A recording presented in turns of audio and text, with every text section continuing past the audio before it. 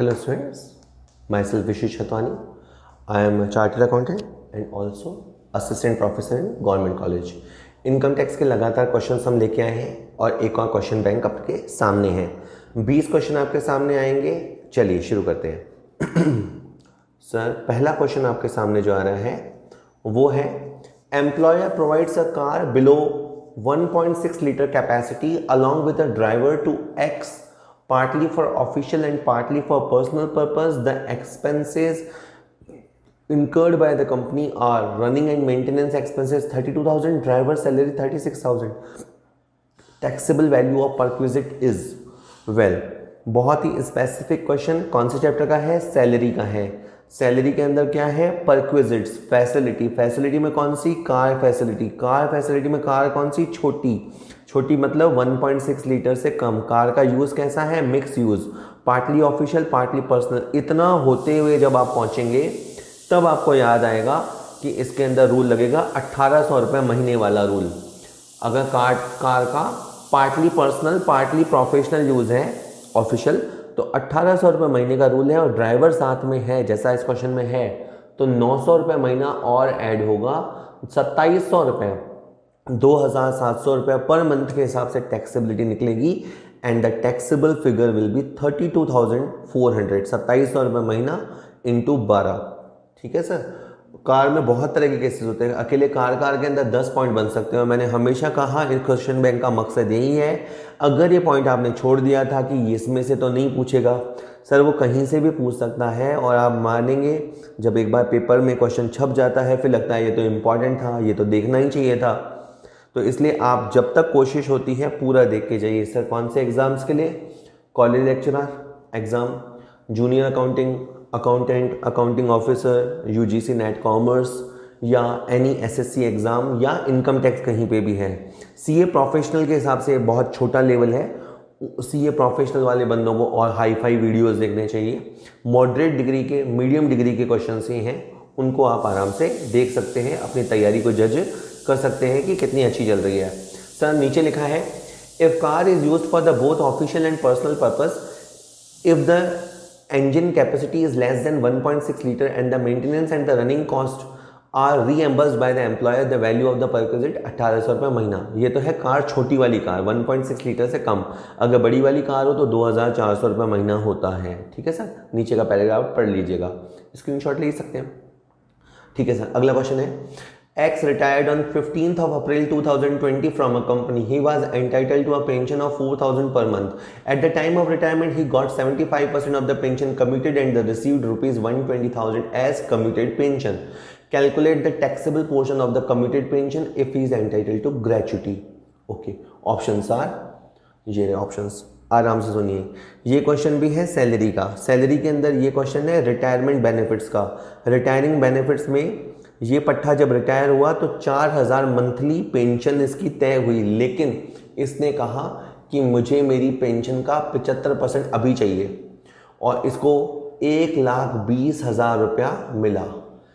1,20,000 रुपये पेंशन मिला। अब याद करो इसमें से या तो 1/3 एग्जेम्प्ट होगा या 1/2 एग्जेम्प्ट होगा। अगर इस पट्टे को ग्रेचुटी मिलती है देन एग्जेम्पशन विल बी 1/3। तो अब एग्जेम्पशन कितना हुआ? आपका एग्जेम्पशन हुआ 1/3, ये लिखा हुआ है। लेकिन 1/3 किसका निकालते हैं? फुल पेंशन का। 1/3 जो होता है ना बेटा वो रिसीव्ड पेंशन का नहीं होता है, 1/3 होता है फुल अमाउंट का। तो अब आपको क्या करना पड़ेगा? इस 1,20,000 में 75% डिवाइड करके टोटल पेंशन बनानी पड़ेगी। जब टोटल पेंशन बन जाएगी तो वो बनेगी 1,60,000 रुपये। उस 1,60,000 का 1/3 निकलेगा तो वो समथिंग होगा 53,000 कुछ रुपए।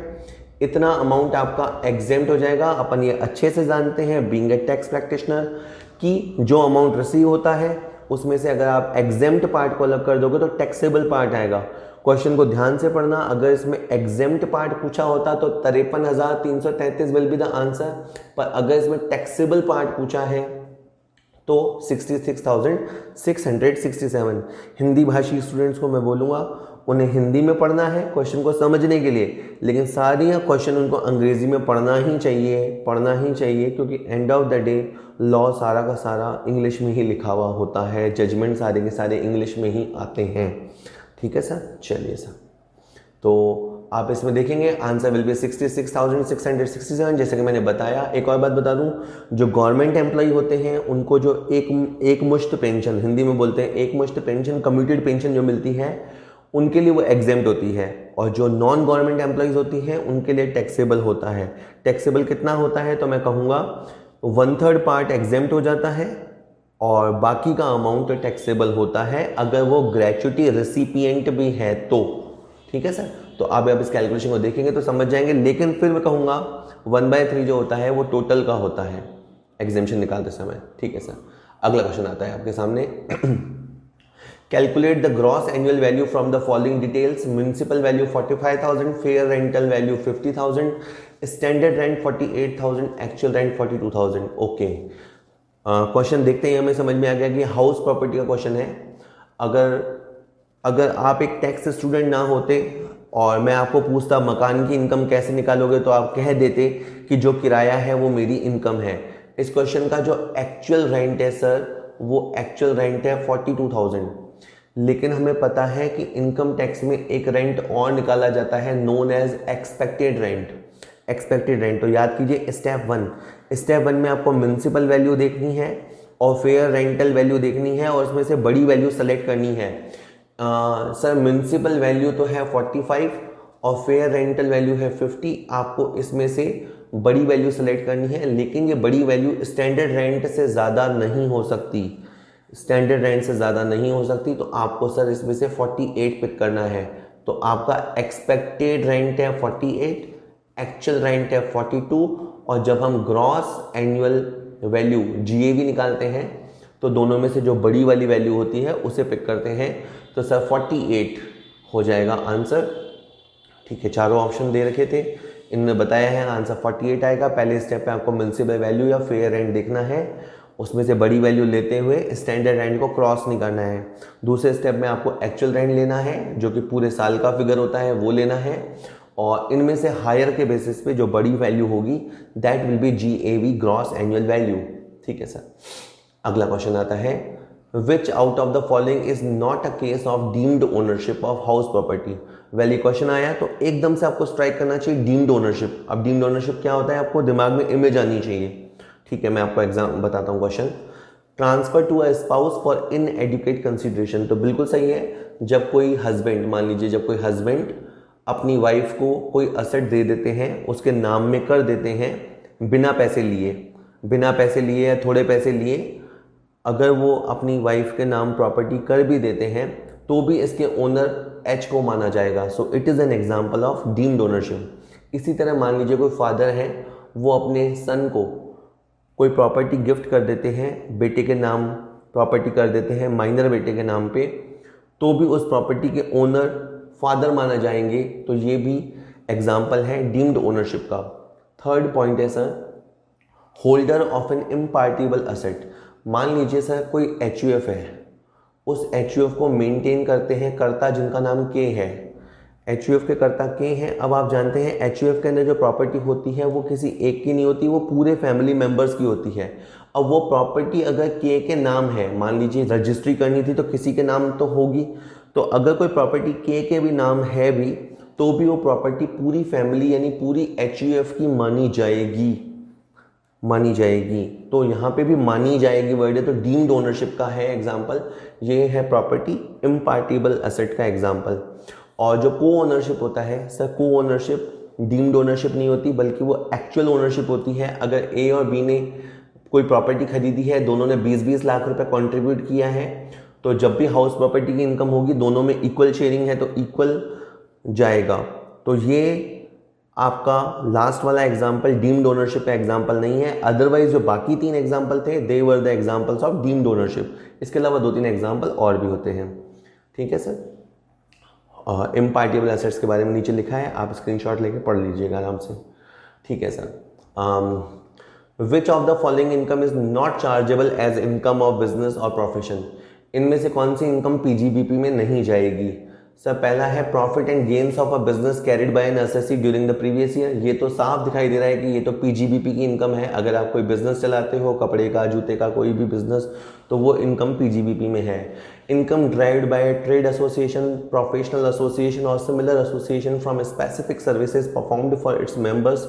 सर ये वाली भी पीजीबीपी इनकम है। मान लीजिए कोई ट्रेड एसोसिएशन है या कोई प्रोफेशनल एसोसिएशन है, उन्होंने अपने मेंबर्स को कोई सर्विसेज देकर, कुछ खास तरह की सर्विसेज देकर पैसा कमाया है, तो वो इनकम भी पीजीबीपी में जाएगी।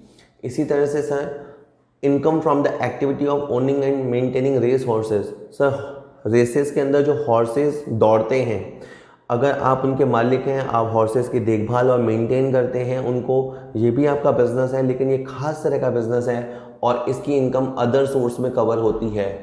और चौथे में लिखा है सर कि एक पार्टनर को जो फर्म से सैलरी मिलती है पार्टनर होने के नाते, a partner which gets a salary from its firm, तो वो सर वो जो इनकम होगी वो पीजीबीपी में जाएगी सर, है ना। सैलरी देखते हैं आप, सैलरी हेड मत लगा देना, ये पीजीबीपी हेड है। क्वेश्चन ये था कि इनमें से कौन सी इनकम पीजीबीपी में नहीं जाएगी, तो इस क्वेश्चन के कॉन्टेक्स्ट में सी इनकम ऐसी है जो पीजीबीपी में कवर नहीं होगी। चलिए सर 6 क्वेश्चन अपना है, जहां लिखा है which of the following expenditure on scientific research is not allowed as deduction. किसकी डिडक्शन नहीं मिलेगी? क्वेश्चन है, ऑप्शंस आ रहे हैं revenue expenses incurred during the previous year. Sir अगर आपने प्रीवियस ईयर में रेवेन्यू एक्सपेंडिचर किए तो आपको डिडक्शन मिलेगा। सर साइंटिफिक रिसर्च में मैं आपको अभी बता दूं, रेवेन्यू एक्सपेंडिचर का डिडक्शन भी मिलेगा, कैपिटल एक्सपेंडिचर का डिडक्शन भी मिलता है। और बी पॉइंट में लिखा है कि revenue expenses on payment of salary to employee engaged in scientific research and purchase of material used in scientific research incurred during 3 years immediately preceding the commencement of business। Sir इसकी भी deduction मिलेगी। Sir by the way है क्या ये, आपने जिस previous year में business start किया उससे पहले के जो 3 प्रीवियस ईयर होते हैं, अगर उसमें आपने सैलरी का पेमेंट किया है, salary to the scientific research employees, और अगर आपने मटेरियल कंजम्पशन किया है रिलेटेड टू साइंटिफिक रिसर्च, तो वो खर्चा जो 3 साल पहले हुआ या उन 3 वर्षों में हुआ, आप उसकी भी कटौती ले सकते हैं सेक्शन 35 में। इसके अलावा सर सी ऑप्शन कहता है कैपिटल एक्सपेंसेस।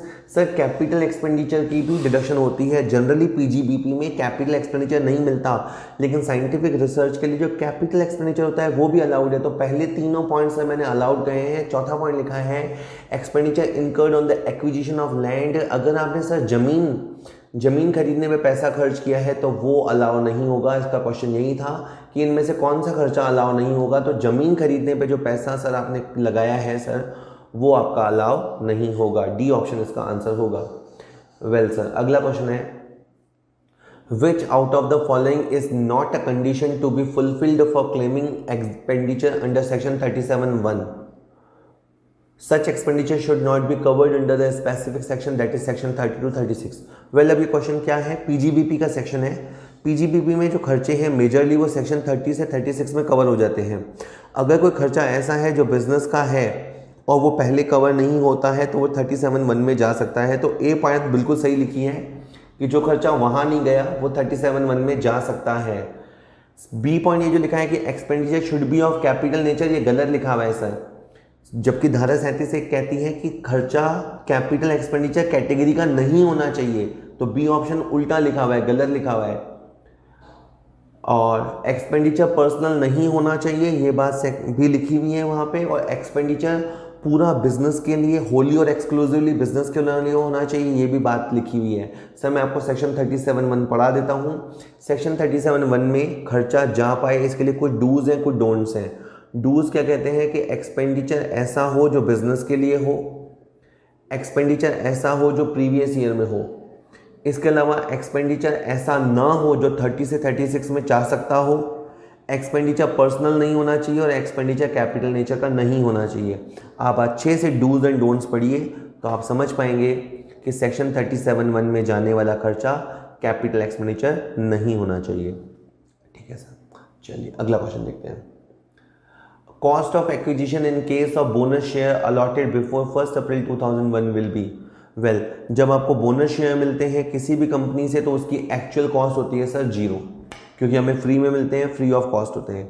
लेकिन एक उसमें एक्सेप्शन ये है कि अगर आपको शेयर्स, ये जो बोनस शेयर हैं वो अप्रैल 2001 से पहले मिल चुके हों तो you can take the fair market value.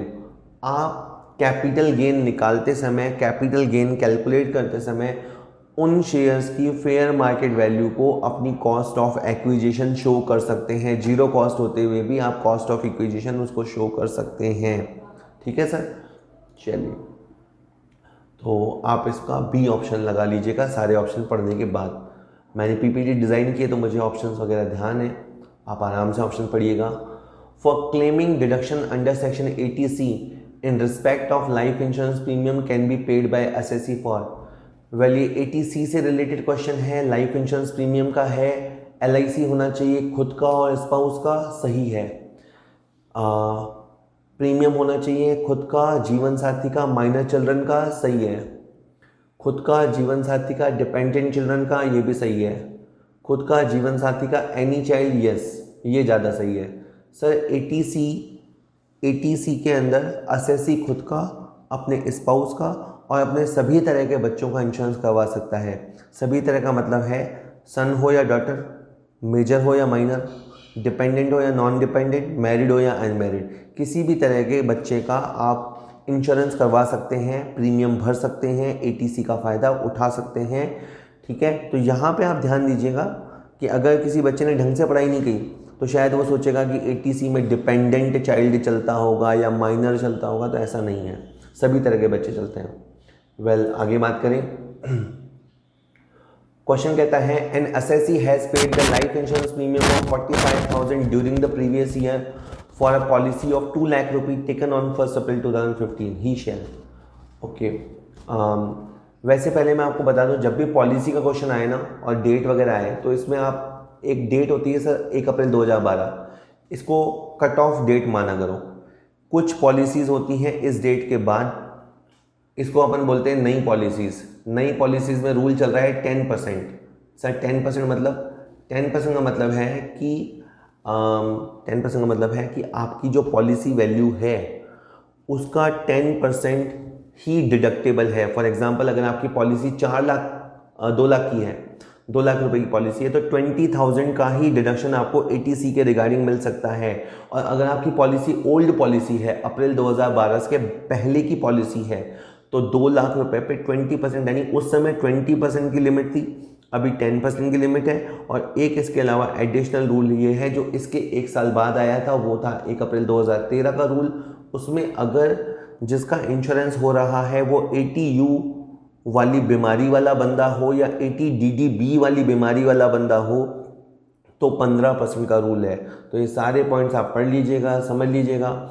A option कहता है कि 80C की डिडक्शन नहीं दी जाएगी, तो ये गलत है। बी ऑप्शन कहता है कि आपको डिडक्शन मिलेगी लेकिन 10% मिलेगी, ये बिल्कुल सही है, क्योंकि इसकी पॉलिसी अप्रैल 2015 की है, यानी अप्रैल 2012 के बाद वाली पॉलिसी है, यानी न्यू पॉलिसी है। न्यू पॉलिसी में 10% तक का रूल है। होप आपको बात समझ में आई होगी। इसके नीचे एक ये आई है हिंट वाली शीट, ये तीनों पॉइंट्स आप देख लीजिएगा, वैसे मैंने बोल दिए हैं समझाते समय। चलिए सर अगला क्वेश्चन देखते हैं। Deduction under section 80D on amount of preventive health checkup is allowed if it is paid. Well 80D का ये क्वेश्चन है, 80D में और हेल्थ चेकअप का क्वेश्चन है, तो उसका पेमेंट के लिए है। चेक से दे सकते हैं बिल्कुल, any mode other than cash, कोई भी तरीका कैश के अलावा, any mode including cash. Sir इसका आंसर सी ज़्यादा सही है, क्योंकि ये हेल्थ चेकअप का क्वेश्चन है। हेल्थ चेकअप वाले पॉइंट में आप कैश से भी पैसा दे सकते हो, कैश के अलावा भी किसी भी तरीके से आप पैसा दे सकते हो। अगर ये इंश्योरेंस प्रीमियम का क्वेश्चन होता तो आपका आंसर बी होता, क्योंकि इंश्योरेंस प्रीमियम में कैश नहीं चलता, कैश के अलावा कुछ भी चलता है। ठीक है, और हेल्थ चेकअप में आपका हर तरीका चलता है। अभी के हिसाब से आंसर सी हो गया, आप समझते हैं बातों को। चलिए सर अगला क्वेश्चन देखते हैं। TDS from salary under section 192 shall be at the rate 10% of salary, average rate, maximum rate, average rate excluding sales. Well अगर सैलरी से TDS की बात हो तो इसकी कोई फिक्स रेट नहीं है। ओके, नियम समझते हैं। एम्प्लॉयर होता है, वो एम्प्लॉय को जब सैलरी देता है उसे लगभग पता होता है कि पूरे साल में वो कितनी सैलरी छोड़ने वाला है। उस एम्प्लॉय की वो पूरी सैलरी का टैक्स निकालता है जिस भी वो स्लैब में आता है, 5%, 10%, 20%, 30%, जिस भी स्लैब में आता है उस पर वो पूरा टैक्स निकालता है। और फिर टैक्स निकालने के बाद समथिंग 12 से डिवाइड करके मंथली डिडक्शन करता है। एक तरह से एम्प्लॉय की सैलरी में से जो टीडीएस कटता है वो एवरेज रेट से कटता है। एवरेज रेट वो भी हेल्थ एंड एजुकेशन से इसको मिलाते हुए, क्योंकि एम्प्लॉयर टीडीएस काटने में कोई भूल नहीं करना चाहता, क्योंकि उसके भी अपने कॉन्सिक्वेंसेज होते हैं। तो वो आपकी हेल्थ एंड एजुकेशन से इसको जोड़ते हुए एवरेज रेट ऑफ टैक्स से कटौती करता है। अदर देन दिस, किसी इनकम में 5% टीडीएस होता है, किसी में 10 होता है, किसी में 30 होता है, 1% होता है, ऐसे बहुत सारे रूल हैं। सैलरी में average rate of TDS including health and education से you can say B point. चलिए sir, mister P has won the lottery of ₹1 lakh, TDS on it will be. Well, lottery की इनकम, कैजुअल इनकम, इस पर TDS तक 30% होगा। तो बहुत ही आसान क्वेश्चन है। पहले ऐसा होता था कि टीडीएस अगर कटता था तो साथ में हेल्थ एंड एजुकेशन सेस भी होता, ऐसा नहीं है। आपका बेसिक फ्लैट रेट से टीडीएस कटेगा, एंड विल बी 30%, तो 30,000 टीडीएस आपका कटेगा। ये टीडीएस का जो सेक्शन है सर 194B है। अगेन मैं कहूँगा एक क्वेश्चन में आप 2, 3, 4 क्वेश्चन याद करने की कोशिश करें। कैजुअल इनकम पे जो टीडीएस है उसका सेक्शन है 194B। वो कहता है कि फाइनेंशियल ईयर 18-19 में अगर कोई लॉटरी जीतेगा या 19-20 में कोई लॉटरी जीतेगा तो 30% टीडीएस होगा, और कोई surcharge, education cess, senior and higher education cess, ऐसा कुछ नहीं होगा, सीधा बेसिक रेट होगा। चलिए सर, अगला क्वेश्चन है, tax is not required to be deducted at source where the total amount of consideration for the transfer of immovable property is less than। बहुत ही इंपॉर्टेंट प्रैक्टिकल लाइफ का question है sir. 50 lakh इसका नियम है। मैं आपको पहले बता दूं बात क्या है। अगर कोई बायर है, अगर वो कोई प्रॉपर्टी खरीदता है और जो परचेज कंसिडरेशन है वो 50 लाख से ज़्यादा है, अगर कोई बायर कोई प्रॉपर्टी खरीदता है जिसकी वैल्यू 50 लाख रुपए से ज़्यादा है तो उसे 1% टीडीएस काटना चाहिए। तो मतलब ये बायर की ड्यूटी है कि जब वो पेमेंट करे उससे पहले 1% टीडीएस काट ले। चलिए सर, मैं बता देता हूँ उसके बारे में। 1 जून 2013 से नियम है कि बायर जब इमूवेबल प्रॉपर्टी लेगा, यानी लैंड, बिल्डिंग या दोनों मिलाकर, एग्रीकल्चर लैंड के अलावा, और अगर उसकी वैल्यू 50 लाख से ज़्यादा है तो उसे टीडीएस काटना होगा। ये जिम्मेदारी बायर पे डाली गई है। सेक्शन 194IA इसका सेक्शन है सर। चलिए अगला क्वेश्चन देखते हैं। Scheme of advance tax is known as, अपने यहाँ एडवांस टैक्स का नियम है, उसकी स्कीम को क्या बोलते हैं? Step towards the nation building, earn more, pay as much as you can, pay as you earn. Sir इसका आंसर डी है, जैसे कमाएं वैसे ही चुकाएं, पे एज यू अर्न। लेट मत करें, गवर्नमेंट को फंडिंग की ज़रूरत होती है, टैक्स रेवेन्यू की ज़रूरत होती है, उन्हें सिविल सर्वेंट्स को, गवर्नमेंट सर्वेंट्स को पेंशन का पैसा, सरकारी योजनाओं पे पैसा देना होता है। तो गवर्नमेंट चाहती है जैसे जैसे लोग कमाएं वैसे वैसे एडवांस टैक्स के फॉर्म में वो टैक्स का पेमेंट करें। तो उसका जो स्लोगन है वो एक तरह से है पे एज यू अर्न। ठीक है सर, बाकी सारे सुनने में अच्छे हैं लेकिन वो गलत हैं। चलिए सर, एडवांस टैक्स पे एक क्वेश्चन और देखते हैं। क्वेश्चन कहता है, first instalment of advance tax in case of non company assessee should be made 15 June, 15 July, 15 August, 15 September. ये कहता है कि जो नॉन कॉर्पोरेट एसएससीज होते हैं उनको एडवांस टैक्स की पहली इंस्टॉलमेंट कब देनी होती है? तो सर इसका आंसर है 15 जून, क्योंकि अप्रैल मई जून को आपका पहला क्वार्टर एंड होता है, उससे पहले 15 जून को, फिर 15 सितंबर को, फिर 15 दिसंबर को और 15 मार्च। तरीका क्या है, लॉजिक क्या है? हर क्वार्टर एंडिंग से 15 दिन पहले। ठीक है सर, तो इस क्वेश्चन में आप 4 MCQ तैयार कर सकते हैं। नीचे लिखे हैं, पहली इंस्टॉलमेंट 15 जून तक देनी है और जितना आपका टैक्स बन सकता है उसका 15% आप जमा कराएंगे। 15 सितंबर यानी आधा साल होने तक आपका 45% टैक्स जमा हो जाना चाहिए। 15 दिसंबर तक आते आते आपका 75% टैक्स जमा हो जाना चाहिए और पूरी शाम होते होते आपका 15 मार्च तक 100% टैक्स जमा हो जाना चाहिए। ऐसा आपसे चाहते हैं अगर आपकी टैक्स लाइबिलिटी 10,000 या 10,000 से ज़्यादा है तो। क्वेश्चन है, as per the section 139(1) an individual shall file return if एक बंदे को रिटर्न फाइल करना होगा अगर उसकी टोटल इनकम 2.5 लाख से ज़्यादा है, हाँ उसे रिटर्न फाइल करना होगा। सर अगर उसकी टोटल इनकम 3 लाख से ज़्यादा है तो भी उसे रिटर्न फाइल करना होगा। 5 लाख से ज़्यादा है तो भी उसे रिटर्न फाइल करना होगा। और क्वेश्चन कहता है चौथा पॉइंट, अगर उसकी टोटल इनकम 80C से 80U तक का क्लेम करने से पहले 2.5 लाख से ज़्यादा है तो उस रिटर्न फाइल करना होगा। ये भी सही है। ये क्वेश्चन वैसे फंस जाएगा, लेकिन मैं आपको अगर लॉजिक समझाऊँ बात ये है, इसका आंसर डी आएगा। और इसको प्रैक्टिकल समझिए आप कि अगर मान लीजिए कोई बंदा है जिसकी इनकम 2,70,000 है और उसे डिडक्शन मिले हैं 50,000 के मिलने हैं, अब उसकी इनकम बच रही है after deduction 220,000। Now he is confused कि मुझे रिटर्न भरना चाहिए या नहीं भरना चाहिए, क्योंकि उसको लगता है मेरी इनकम 2.5 लाख से नीचे चली गई तो उसे रिटर्न नहीं भरना चाहिए, लेकिन इसे रिटर्न भरना पड़ेगा। तो आप इसका लॉजिक समझिए कि जो जीटीआई होता है वो डिसाइड करता है, ग्रॉस टोटल इनकम से डिसाइड होता है कि बंदा रिटर्न फाइल करेगा या नहीं करेगा। लोग अधिकतर टीआई पे सोचते हैं, पर ग्रॉस टोटल इनकम को आपको लॉजिक लगाना पड़ेगा कि क्लेम डिडक्शन लेने से पहले आपने बेसिक लिमिट को अगर क्रॉस किया हो then you have to file ITR under section 139(1). चलिए सर, ठीक है। चलिए और देखते हैं। Return of income is required to be filed by every resident and ordinary resident if he has signing authority in any account located outside India or hold assets outside India. He is the beneficiary of any asset located outside India. और देख लेते हैं sir, any or both A and B, none of A and B, since no asset is located in India. Well, जो resident and ordinary resident होते हैं, अगर उनकी कोई प्रॉपर्टी इंडिया के बाहर है, काला धन को रोकने के लिए नियम बनाया गया कि अगर उनकी कोई प्रॉपर्टी इंडिया के बाहर है या इंडिया में के बाहर उनका कोई अकाउंट है या वो इंडिया के बाहर किसी प्रॉपर्टी के बेनिफिशियरी हैं, तो उन्हें रिटर्न फाइल करना होगा, चाहे उनकी इनकम बेसिक लिमिट से कम हो या ज़्यादा हो। फॉरेन असेट के मामले में रेजिडेंट एंड ऑर्डिनरी रेजिडेंट को ITR फाइल करना होगा और इस बात की सूचना देनी होगी। चलिए सर, तो इसका आंसर सी रहा, ठीक है। तो गवर्नमेंट खूब प्रयास करती है सर काले धन को रोकने के लिए।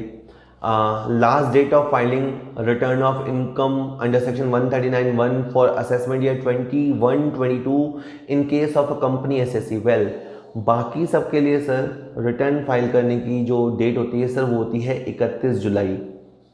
जनरल रिटर्न फाइल करने की डेट होती है 31 जुलाई, पर जो कंपनी असेसीज हैं उनके लिए डेट होती है सर 30 सितंबर। पहला ऑप्शन कहता है 30 सितंबर of previous year, second option कहता है 30 सितंबर ऑफ असेसमेंट ईयर। तो सर अच्छे से याद कीजिएगा, 30 सितंबर ऑफ असेसमेंट ईयर है। लॉजिकल है सर। अगर मान लीजिए 20-21 की बात चल रही है, 20-21 प्रीवियस ईयर की बात चल रही है, तो यहाँ पे तो आपका रिटर्न, यहाँ पे तो आपका ईयर एंड हुआ है, मार्च 21 पे तो आपका रिटर्न ईयर एंड हुआ है, और सितंबर उसके बाद आप प्रीवियस ईयर के एंड के बाद आपका असेसमेंट ईयर शुरू हो जाता है, तो सितंबर तक आपको रिटर्न फाइल कर लेना चाहिए। तो 30 सितंबर of assessment year, this is the complete answer. And one more thing, जिस दिन मैं ये वीडियो शूट कर रहा हूँ उस दिन शाम को एक सर्कुलर आया है, और ये सर्कुलर है 20 मई 2021 का। Government of India, ministry of finance, department of revenue, central board of direct tax ने 9th सर्कुलर 2021 का निकाल के ये कहा है कि कोविड के चलते, इस साल पैंडेमिक के चलते रिटर्न में 1 महीने का एक्सटेंशन है। सितंबर की जगह आप अक्टूबर तक रिटर्न फाइल कर सकते हैं। वैसे जनरली सितंबर ही होता है, ये तो एक्सेप्शनल सिचुएशन है, मैंने ऐसे ही बता दिया आपको कि ऐसे सर्कुलर्स वगैरह आते रहते हैं गवर्नमेंट की तरफ से। ठीक है सर। लास्ट है, income tax return of company was verified by a company secretary, such ITR shall be called as. Well, company का अगर ITR था तो वो मैनेजिंग डायरेक्टर को वेरीफाई करना चाहिए था, मतलब उसमें साइन सिग्नेचर मैनेजिंग डायरेक्टर के होने चाहिए थे। कंपनी सेक्रेटरी को ये अथॉरिटी नहीं है, ये रिटर्न को डिफेक्टिव रिटर्न माना जाएगा सर। इस रिटर्न को C डिफेक्टिव ITR माना जाएगा। जिनकी हैसियत है, जिनकी साइनिंग कैपेसिटी है, उन्हीं को साइन करना चाहिए। ठीक है sir. Income tax is all about rules, आप याद कीजिए अच्छे से। चलिए।